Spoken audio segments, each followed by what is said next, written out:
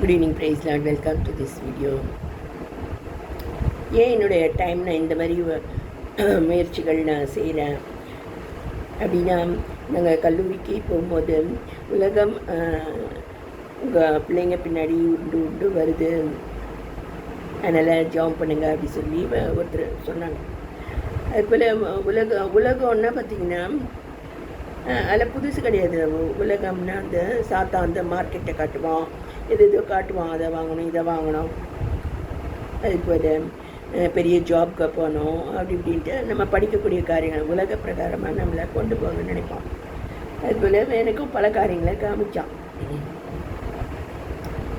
கடைசியில் அதில் உள்ள ஆபத்து எனக்கு புரிஞ்சு நான் அப்படியே பின்வாங்கி வந்துட்டேன். அதில் மோசே பார்த்திங்கன்னா அதே மாதிரி தான் எகிப்தில் பல கலைகளை கற்றுட்டே இருந்தான். கடைசியில் ஒரு கொலை பண்ணிட்டான் அவங்க. அப்போ ஊரை விட்டு ஓடும்படியாக ஆயிடுச்சு. பார்த்தாக்கா அவனை ஆடுகளை மேய்க்க போட்டார். அதுக்கப்புறம் தேவனுடைய பிள்ளைகளோடு நின்று அனுபவிக்கிறது தான் அது நமக்கு உரிய பெரிய பாக்கியம் அப்படி சொல்லிட்டு அவன் திரும்பி இஸ்ரேலீஸை அவன் லீட் பண்ணி கொண்டு போகிறான் இல்லையா? அதுபோல் தேவனுடைய பிள்ளைகளோடு நின்றே அனுபவிக்கலான்ற அந்த தீர்மானம் உலகத்துக்குள் போகக்கூடிய அந்த ஆபத்தை புரிந்து கொள்ளும் போதும் சத்ரு அதான் உலகம் மாமிசம் பிசாசு அதுலேருந்து கர்த்தர் என்னை விடுதலையாக்கினார். பர்சனலாக என்னை தெரிந்து கொண்டு விடுதலையாக்கி இந்த ஊழியத்தை எனக்கு கொடுத்துருக்கறதுனால நான் இதெல்லாம் செஞ்சுட்டே இருக்கேன். ஓரளவுக்கு சக்ஸஸ்ஃபுல்லாக தான் நான் போயிட்டுருக்கேன். இதை நான் ஏன் சொல்கிறேன்னா, இங்கே இன்னொரு பாஸ்டர் ஃபேமிலியாக அவங்க ரெகுலராக ஜாம் பண்ணுவாங்க. அதுலேயும் ஒரு சிறுவன் பாஸ்டராக இருக்கார். அதில் அவர்கிட்ட நான் இதை ஒன்று கற்றுக்கிட்டேன்.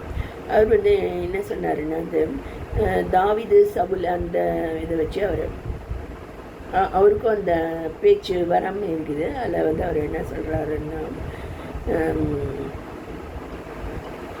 தாவீது கோலியாத்தை அவனுடைய பட்டயத்தாலேயே அவன் வீழ்த்தினான். சவுலும் அதான் இவரை பார்த்து பொறாமையாக நினைக்கிறார் இல்லையா? அப்போ கடைசியில் பெலிஸ்தருடைய பட்டயம்தான் சவுலை கொன்றது. பெலிஸ்தருடைய பட்டயத்தை சவுலுக்கு நேராக கர்த்தர் திருப்பினார் அப்படின்னு அவர் அதை ஒரு நல்ல இதாக வாக்கியமாக அவர் சொல்வார். எனக்கு அது சரியாக ஞாபகம் இல்லை. அது போல் நம்மளுடைய லைஃப்லேயும் அது மாதிரி நிறைய நடக்குது. நம்முடைய எதிரிகளை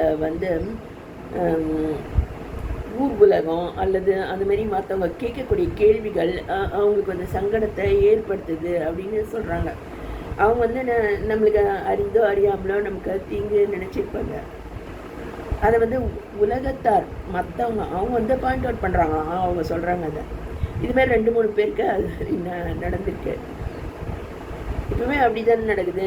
நம்ம செய்யக்கூடிய காரியங்கள் நம்ம சார்ந்திருக்கக்கூடிய சபையிலோ இல்லை நம்ம ஒர்க் ஸ்பாட்லேயோ அவங்க அதை வாட்ச் பண்ணி கேள்வி கேட்பாங்க கண்டிப்பாக இல்லையா? இல்லை எதிர் வீட்லேயோ பக்கத்து வீட்லேயோ நம்மளை கண்டிப்பாக வாட்ச் தான் பண்ணுவாங்க இல்லையா?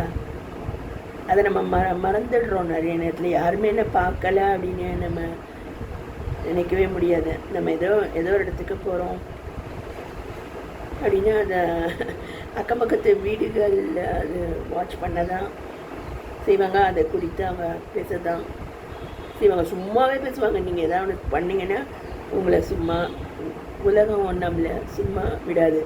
ஸோ கர்த்தருடைய பிள்ளைகளோடு நிந்தையாக இருந்தாலும் அவங்களோட இருக்கிறது தான் நல்லது அப்படின்ற முடிவுக்கே நான் நிறைய சாட்சிகள் எனக்கு இருக்குது, நான் சொல்ல முடியும்.